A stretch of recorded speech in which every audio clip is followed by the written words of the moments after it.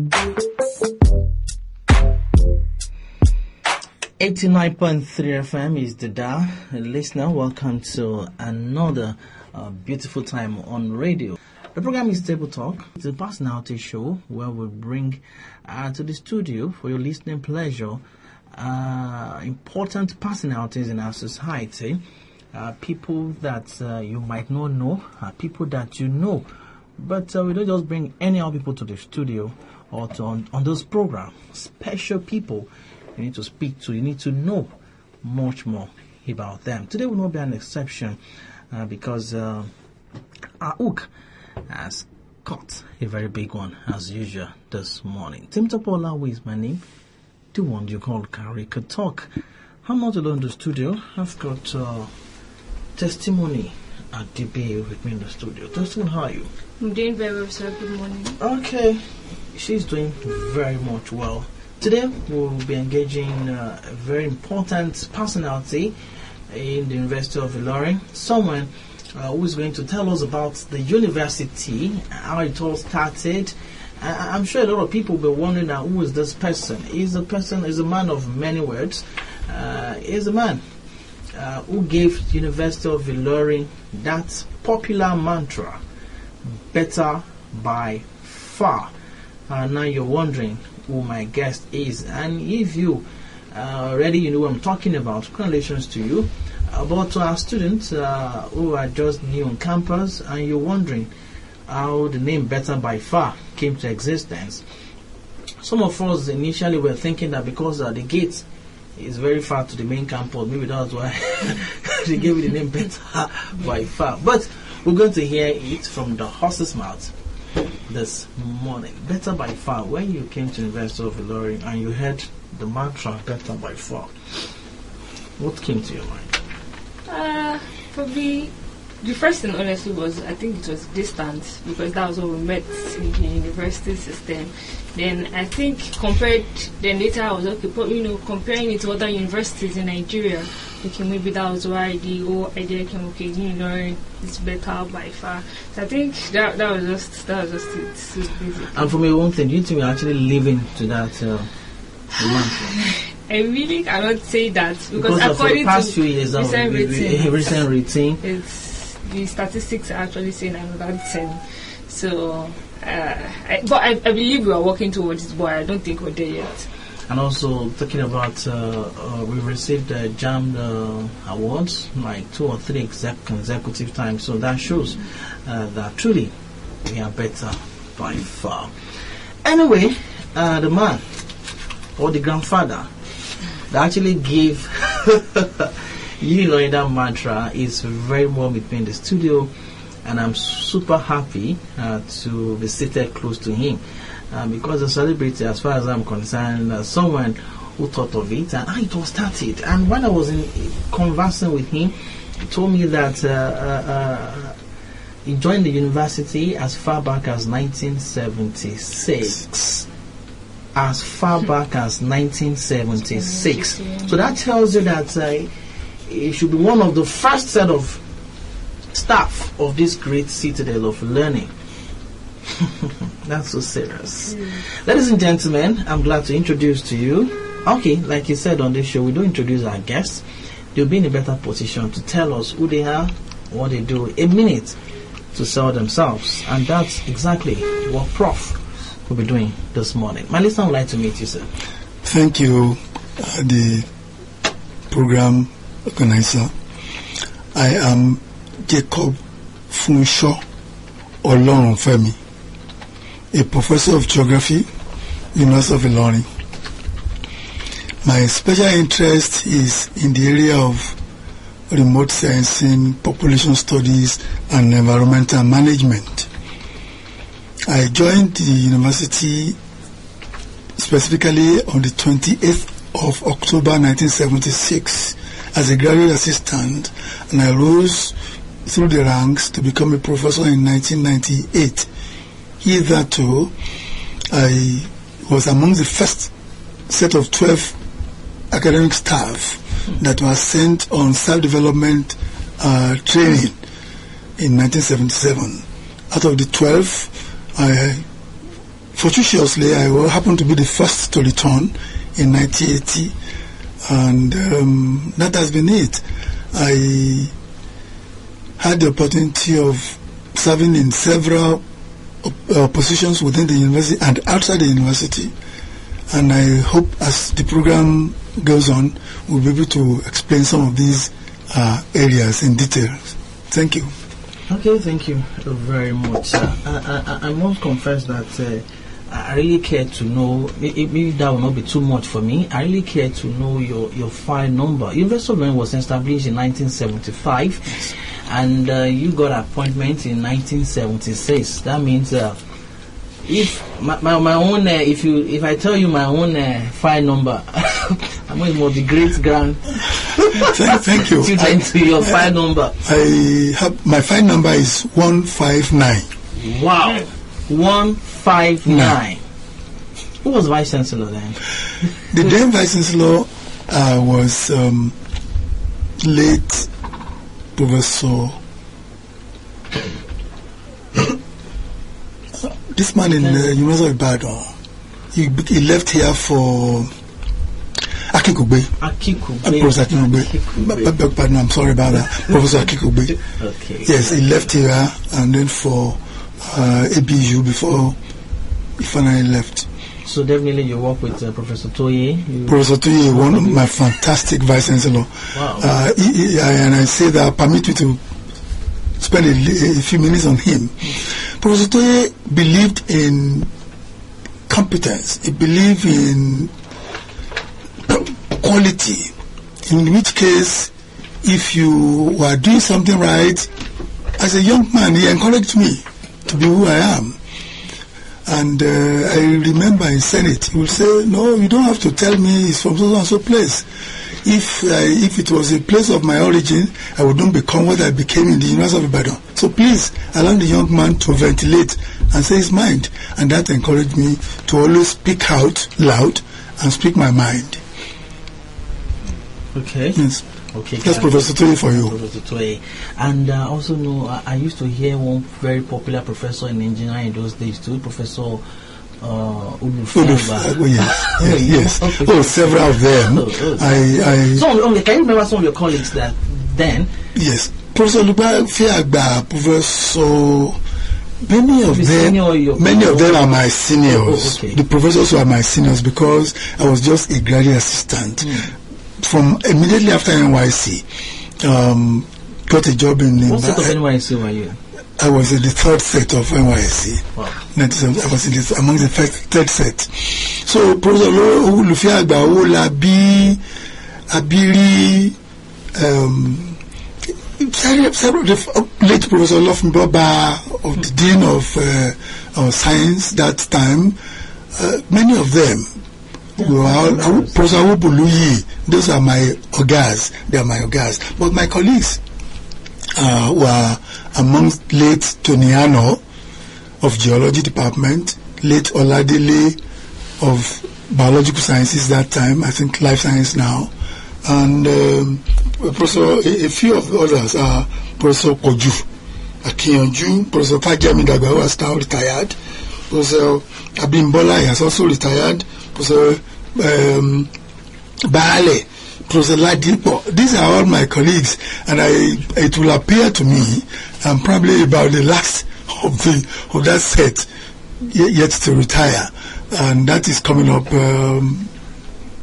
next year. By this time next year, I'll be out of the system. I joined at a relatively young age. Came out of the university. I joined at 24. 24. Yes. Wow. I joined on 24, and 28th of October this year made it exactly 45 years that I joined the services of the university. Of October this year? Yes. Exactly 45 years. So I'm spending my 46th year within the system. That's interesting. Wow. Amazing. 45 years in service. Our listeners would like to know how the journey has been. Like, could you highlight some experiences that stood out for you in this journey? Thank you very much. I must tell you, it's been full of challenges. Sometimes I interacted with one of your colleagues here, and he said, how did you make it you swam and the water didn't touch you. I said, no, that's not correct.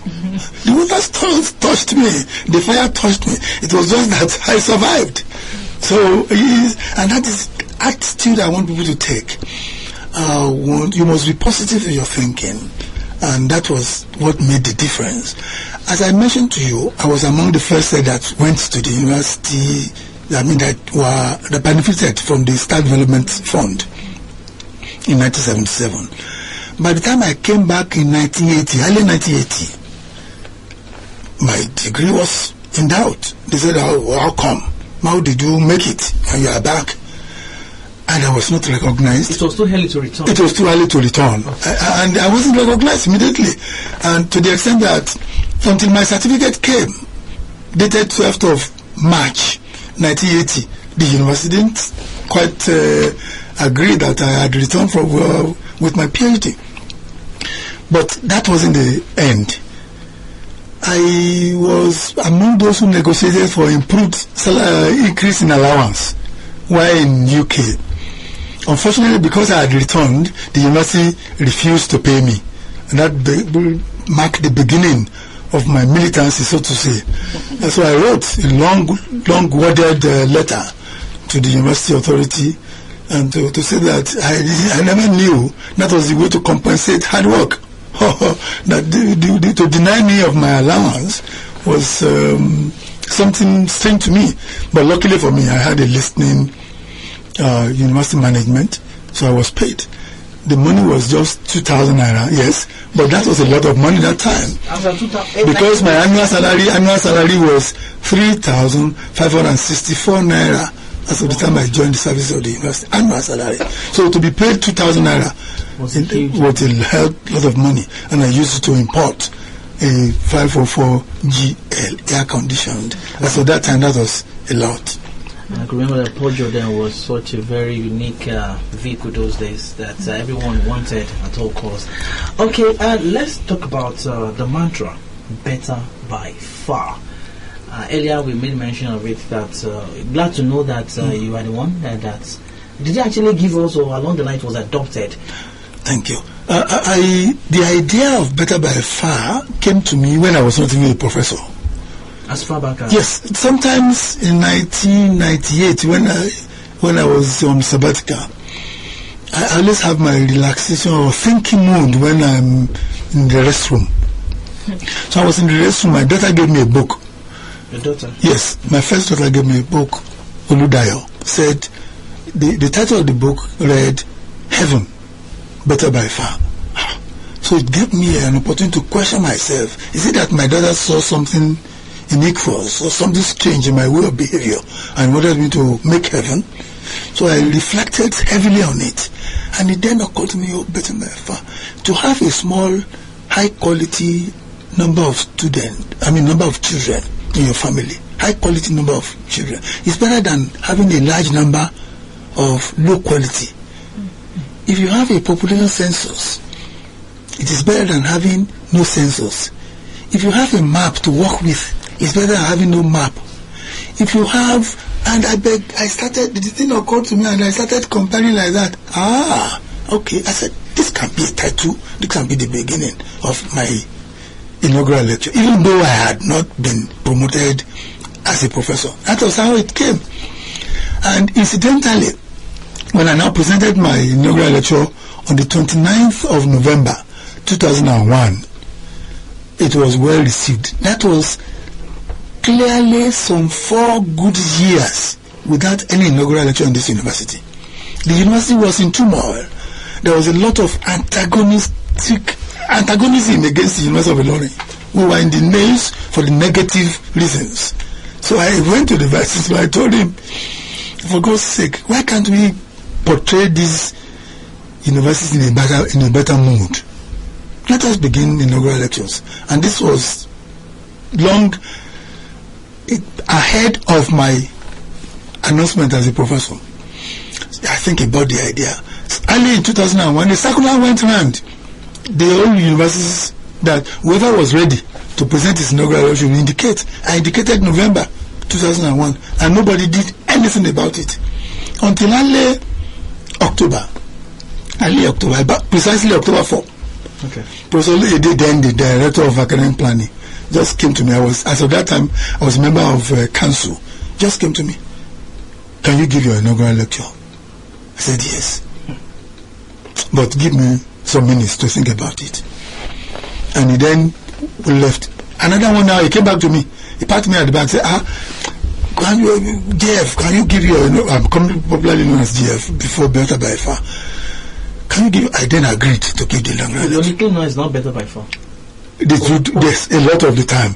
They think I am a political. If you see me among the security people and colleagues and they say, hey, better, including the vice chancellor, and so. Okay. You think I'm a politician somehow, but back on track. I then went ahead with the lecture. After the lecture, I never knew what I did, but the vice chancellor pointed my attention to the crowd. That he said. I share at here, but in other words, the university is not as bad as this. When you saw the crowd that came for the lecture, I told you earlier, it was 4 good years where there was no inaugural lecture. So there was some anticipatory tendency to think, how will it come out? And I must confess to you, it was a glorious day, and I thank God for that opportunity.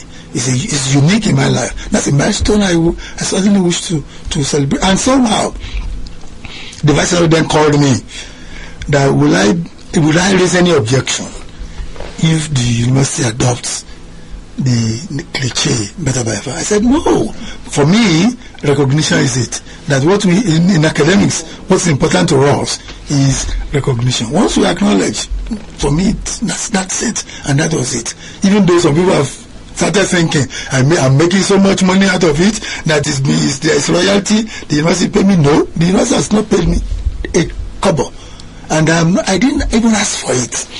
But I'm aware that suggestions have been made at one time or the other, and nothing like that. I must tell you, I'm very happy to have been a member of the staff of this university. The title of the inaugural lecture was Better by Far. Yes, okay. That's the title. I know it was a long time ago. 2001. And from the way you say, it was a very wonderful one.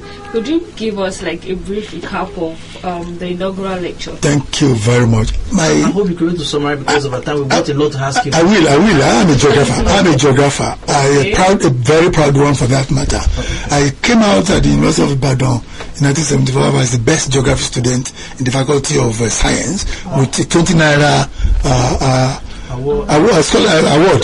That's the price. That's 20 naira. That was the price. Wow. But I cherished the paper rather than the money. The document is with me. So from there, the only course that I failed, that I had to repeat at the University of Ibadan as an undergraduate, was air photo interpretation. That became a challenge. I repeated the course. I scored 80. Aha! And that's the way I viewed my life. Was rather than resigned to failure, I turn it around, because success is failure turned inside out. So that was how I became interested in remote sensing, air photo interpretation, and then went further to study remote sensing applied to census organization. And that was what I came out to sell to the people, that there is no way you want to have a census, national census in this country, without remote sensing, without the maps. And I am happy today that the National Population Commission is currently mapping out the entire country into what we refer to as enumeration areas, small units, dividing the entire country into small units that can be covered within the enumeration period by a pair of enumerators. So, in other words, the advocacy, the publicity, the encouragement I have given to colleagues, to junior ones, had yielded the fruits, and I'm so happy about that. It was a publicity kind of thing, and unlike some, I don't want to pride myself as the only professor in this area. No, for me it's a failure. I want people to say, yes, I have better offsprings, better students, better people who can practice the same thing, and that's my joy. And that's what I feel happy about. The census is going on now. And there are so many people, competent people. Incidentally, I did one of my sabbaticals with that organization, National Population Commission, in 1988. And I can confirm to you, except you are not ready to join the services of the NPC then, you are recruited as a copper. All the coppers, I trained them. I trained 4 different locations in this country. And except you are not ready to take up a job with the National Population Commission, they were unemployed. And that is why, I feel happy. They are all what you call your students, or what I refer to as disciples. That's what I tell my students. These are my disciples. Spreading the news, telling you how important geography is. That was the main thing I canvassed that time. And give us the team and the one we're enjoying as the match. Yes. Okay. But incidentally, quite interestingly, the period 2001 and 2011, when we said better by far, we had difficulties with some members of staff.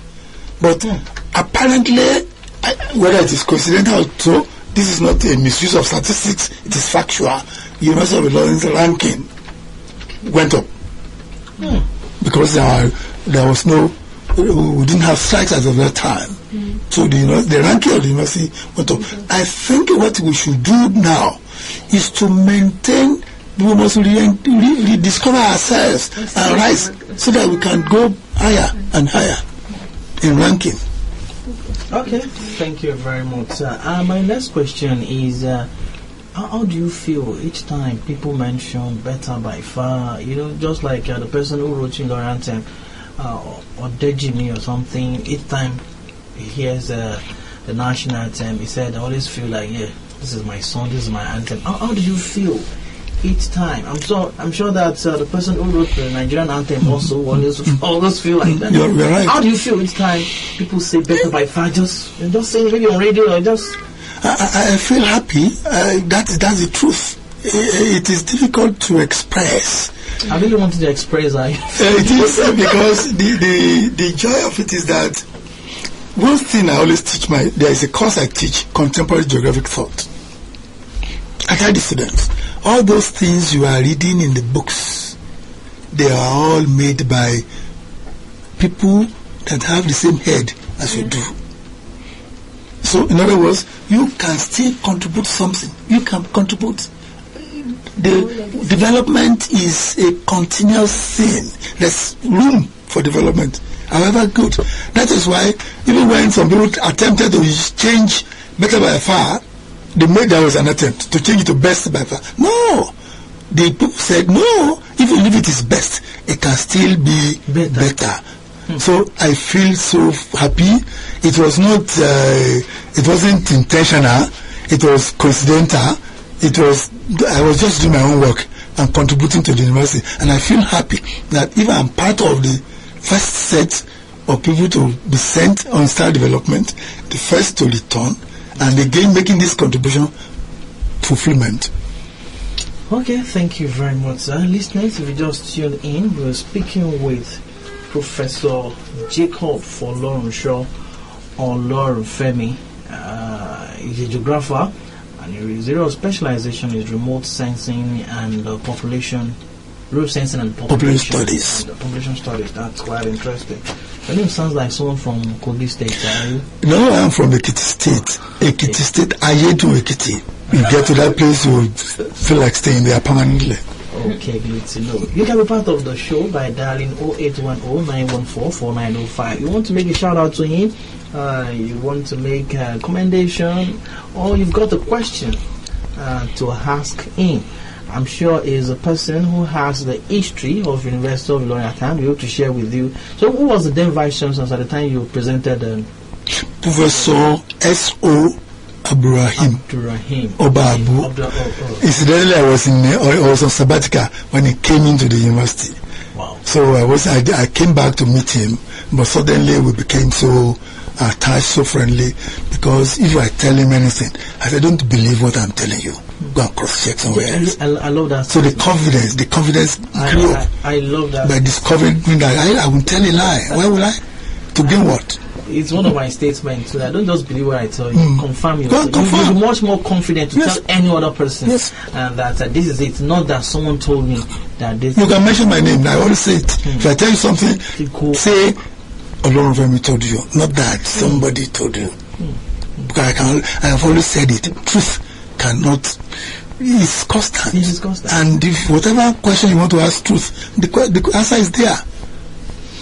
Okay, listeners, you can reach us on 0810-914-4905. The phone number is opened right away, 0810-914-4905.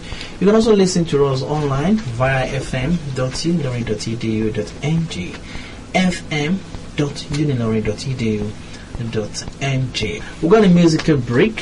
When we return, we'll still be asking more questions from our guest, Professor Jacob Olorunfemi, with the file number 159, sir. My one is 5,000 something. We'll be right back.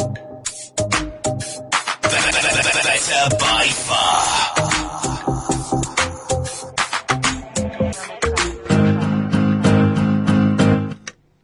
Welcome back, listeners. This is UNILORIN FM 89.3 FM. So remember, if you have any questions or you want to give a shout out to our guest on today's show, you can call 081-091-44-905. Or if you want to listen online, you can join us on www.uilfm.unilorin.edu.ng. So remember, our guest, Professor Jacob Olorunfemi. I hope you're enjoying yourself, sir. Thank you. Okay. So for our next question, we would like to know that how have you been able to not only survive in this university system, you were able to thrive. So what are the challenges you faced and how did you tackle them? Thank you very much. The challenges are enormous, but if you are focused and you believe in yourself with the help of God, you will survive it. I told you earlier, I came in early 1980 with my Ph.D. By 1981, I became a lecturer 1 through advertisement. I applied for it. By 83, I was already a senior lecturer when some of my colleagues were still pursuing their Ph.D. As a matter of fact, I was already there before they came back. Some came back. So it became a battle to move from senior lecturer to professor or associate. I did apply by 87. I was prima facie qualified. But unfortunately, it didn't come up because that time there was what you call pyramidal structure, which meant only a few will be professors. The pyramid will go down. More people at the bottom. And that was where this point I want to make is important. There was a time I was asked to teach a course, and I refused to teach the course. And I gave my reasons. The reason was that I don't want excess workload. Don't give me any excess workload. My salary is good enough for me. Employ more staff. But unfortunately, the powers that be at the University of Ilorin that time felt if they employed more staff in geography department, then the base of the pyramid will expand so that the top will also expand. I will have been promoted. But unfortunately, they had their way. I wasn't promoted. So that part of is a major challenge. And I remained there until 1999 from 80. I remained so my colleagues all rose above me. But again, God is wonderful.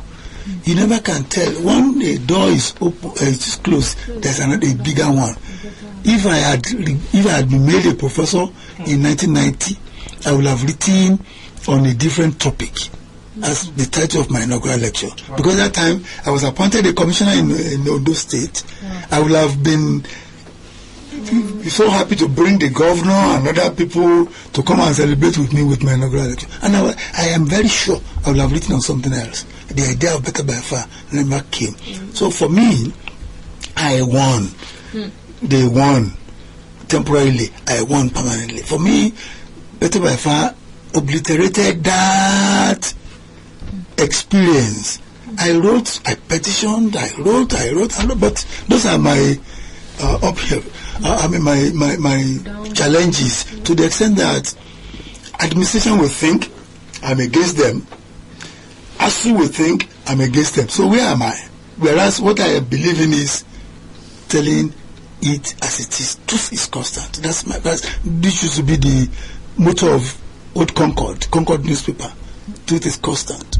And I so much believe in that. Those are the challenges that you were saying something, and I remember one of my friends who was a deputy vice chancellor, or even the VC, the then VC, one of them. I asked, what do you think I will gain by telling you a lie? Absolutely nothing. So we do part ways on some issues. That was the time we were talking. My salary was stuck at the time because what the policy of the university at that time was against what the rule says. The rule says operations account. It did not say you must have an account on main campus. And unfortunately, haven't I been proved right today? Where is Union Bank on campus? Where is First Bank on campus? We cannot sustain all the banks on campus. And I vehemently said, no, it can't be. And my salary was tough for some time. I survived it. Today, I have been proved right. There's no way we can accommodate all banks. There are ups and downs. Deanship of faculties, I haven't been one. But I feel happy. I feel fulfilled. People felt, this man, we can't control him. We can't. Yes. The only way you can get me convinced is if you have a superior argument. That's it. Once I believe in something, until you give me an argument that is better than the one I have, I will stick to my. Those are the challenges I have faced. Okay, thank you very much, sir. At this point in time, I'm just feeling, will I be correct to say that you are the oldest staff in the University of Ilorin, or the oldest academic staff in the University of Ilorin? The oldest in terms of service, length of service, I would say yes, not in terms of age. Yes. Because I was just 24 when I joined.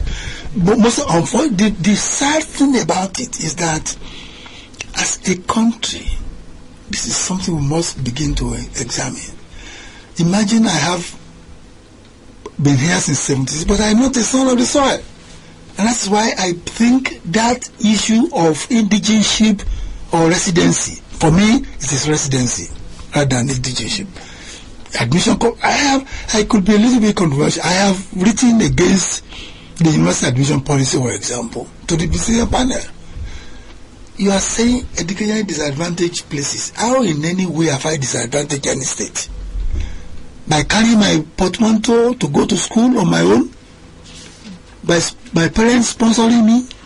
For me, those are issues that we should interrogate. How on earth have I disadvantaged anybody?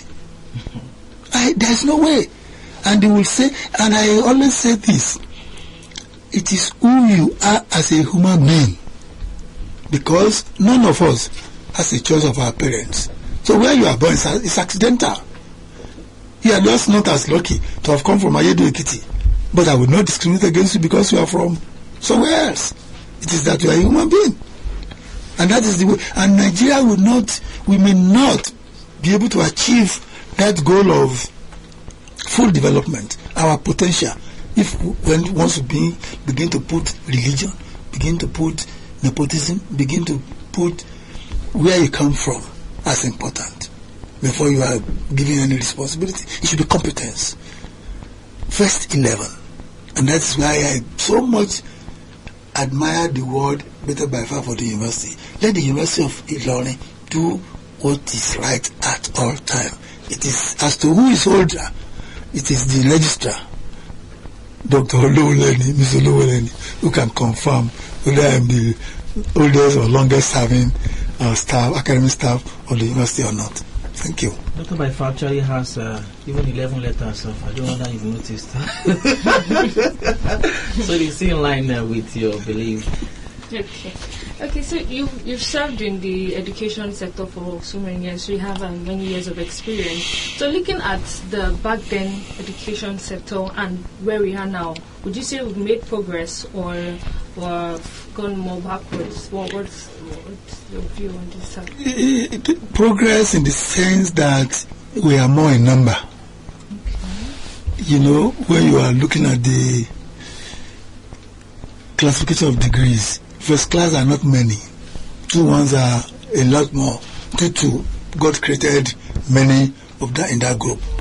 So we are many. We have made progress because we now have more graduates. But I must tell you, I am not too enthused to clap for that because I'm interested more in quality. I mentioned something. By January 1980 that I did my Viva, I spent only 1 week in the UK. I returned to Ilorin. I was anxious to come back. The reverse is the case now. People are now wishing to go back. And never to return. They will say the japa. Yeah. Which is really sad. But the situation, I don't know how the elders created this situation. As of the time I joined the University of Ilorin, if you are Ajanle Koko, and you interviewed, and you were interviewed during employment opportunities, if you are first, second, third, you'll be taken. But now it's not the same. It is not what you know. It's who you know. It is who you know, which is it's not getting us anywhere. It cannot. For as long as we continue in that sense, we are never going to get the best. Those who are best in our society, in this university, the first class, they are supposed to be wooed to stay in the system. But what happens? They go rather than coming around. So while we have improved in number, we have not improved in quality. Thank you very much. Because of the time, we have less than 3 minutes on the show. What would be your final words? What would be your words of encouragement to the University of Ilorin at large? And also, the mantra "Better by Far." How can we increase the use of that mantra, and how will it reflect in our abilities, in our behaviors, in our attitude generally as a community? That's a very good question. I thank you for it. It's simple. As best as possible, try to do that which is right. It's as simple as that. In other words, if you are looking for the team to play for you, look at the best winger, put him there. Who is the best in defense? Put him there. The best midfielder, put him there. And not based on whether you are tall or short or from the chief or emir or so. No. So let us do that which is right. So when you say best, is it in terms of qualification or in terms of ability? In terms of ability. If it is qualification, ability must also go. I can tell you this. Sometimes in 1981, when I interviewed to become lecturer 1 in geography department, one man, I'm hiding his name, from Egypt, came with a Ph.D. He was interviewed and he was found wanting. He was asked to go away. He wasn't employed. Not simply because he had the Ph.D. Because he wasn't able to prove that he has his Ph.D. But people get promoted. People get Ph.D. Bombay. Don't let us go there. Quality is my suggestion to the university. So whatever they want to do, whether in recruitment or staff recruitment, whether in admission of students, it should be the best quality. That is the only way we can grow. Employment of staff. Employment of staff, it should be quality. That is the only way we can grow. If we don't, you can't. There must be commitment, and they must go through the process of interview, not just because I know somebody. Thank you. Thank you very much, Professor Olorunfemi. Olorunfemi, we really appreciate your time on radio. Thank you so much. We thank you for you've really told us how it all started, where we are, and where we're heading towards. Better by far. The person who gave the mantra is our guest this morning. Really appreciate your time. Listeners, please I'm not able to go. Temitope Olawuyi is my name. Do have yourself a lovely day. Thank you very much for listening. Testimony Adebiyi.